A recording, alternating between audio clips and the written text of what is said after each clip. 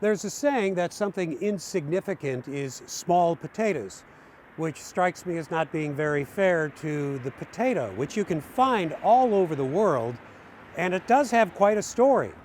And who better to tell that story than the folks here at the Missouri Botanical Garden.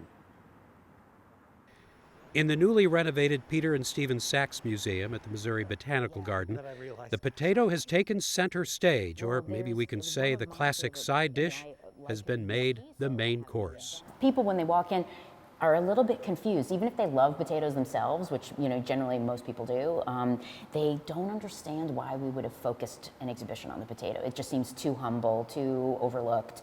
And for a museum curator, which Nezhka Pfeiffer is, getting people to take a fresh look at something that is often overlooked is what she likes to do. And frankly, most of us haven't been exposed to the potato background, unless, of course, it was in one of those educational films. These are potatoes in blossom, an important crop and favorite food in almost every civilized country of the world, including our own. As far as it is known today, potatoes were first discovered in the Andes Mountains. I actually am very intrigued by the beginning of the potato and the fact that it was a South American plant and the fact that it's traversed. I mean, it's grown on almost every continent today. That are from Peru. These farming tools are in fact depicted in ancient, early historic illustrations coming out of Peru in the 16th century. These types of plows. The Spanish conquistadores brought them to Europe in the late 16th century. British and Dutch traders during the golden age of navigation carried them around the world by sea. I'm guessing if I go to the grocery store or the Soulard Market or place, maybe we'll see a half dozen kinds of potatoes. I'm guessing that's the tip of the iceberg. Correct. There are thousands. The number is anywhere from 4,000 to 7,000 varieties of potato. So there's also lots of different species of potato too. The majority of those, though, tend to be farmed and eaten in South America. You'll see some of those species on display, but maybe not the way you'd expect. There are actually no potatoes here because they might have pests that would damage the pressed plants. These are pretty valuable. They come out of the garden's herbarium, one of the world's largest libraries of plants that have been collected from all over the world.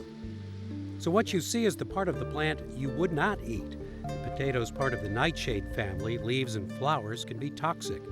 There are other examples of potato relatives like peppers and eggplants, but no sweet potato, which despite the name is not related.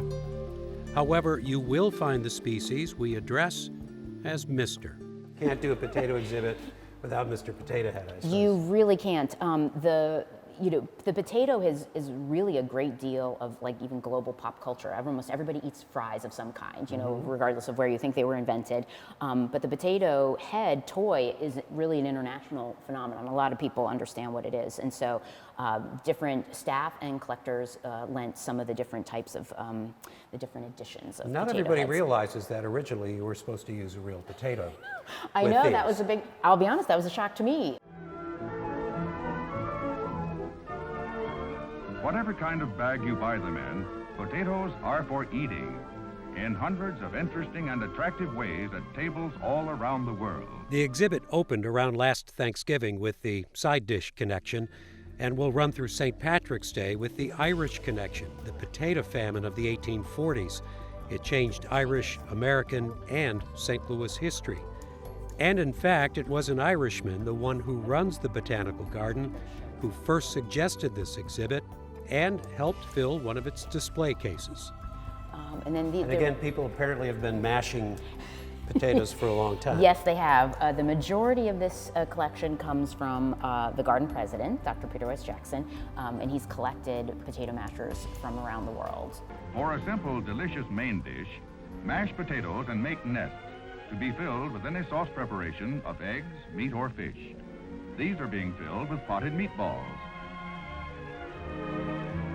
So maybe you've got a favorite potato, more likely a favorite potato recipe. And I needed to know, which side of the fence was my museum guide on?